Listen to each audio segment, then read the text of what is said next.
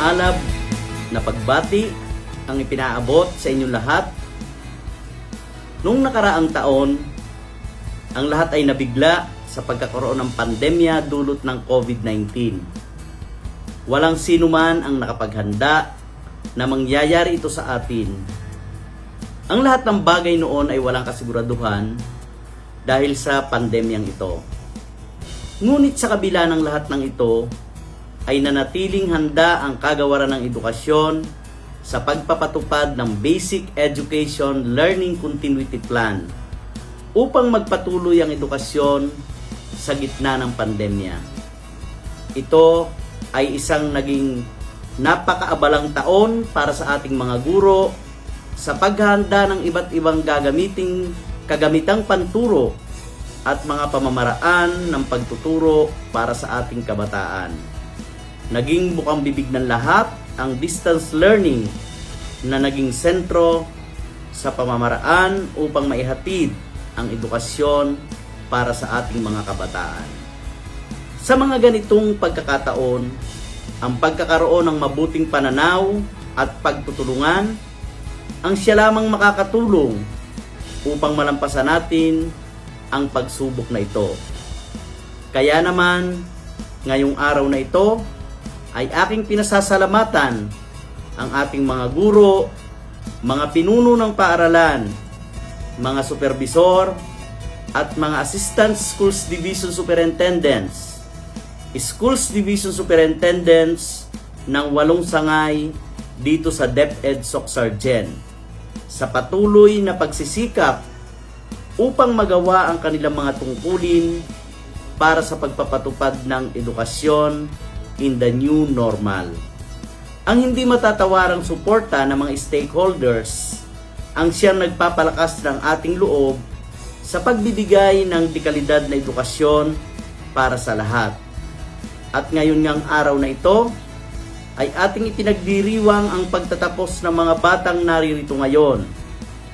Ito ay isa lamang patunay ng tagumpay ng kagawaran ng edukasyon sa patuloy na pagbibigay ng dekalidad na edukasyon sa pamumuno ng ating kalihim Leonor Magtolis Briones. Sa mga bumubuo ng Class 2021, my warmest congratulations. Ang nakaraang taong panuruan ay nagbigay sa inyo ng kakaibang pagsubok at karanasan. Alam kong hindi ang ganitong klaseng pagtatapos ang inyong pinapangarap at ang inyong karanasang ito sa gitna ng pandemya ay nagbigay sa inyo ng kahandaan ng katatagan sa pagharap sa mga hamon sa buhay. Hayaan ninyong ang ganitong uri ng pagtatapos ay maging inspirasyon ng bawat isa na sa gitna ng anumang krisis ay palaging mayroong mga tao na nakahandang tumulong sa inyo at maging daan para sa patuloy ninyong pagtatagumpay. Ngayong natapos na ninyo lahat ng academic requirements, ay madideklara na kayong mga graduates ng inyong mga paaralan.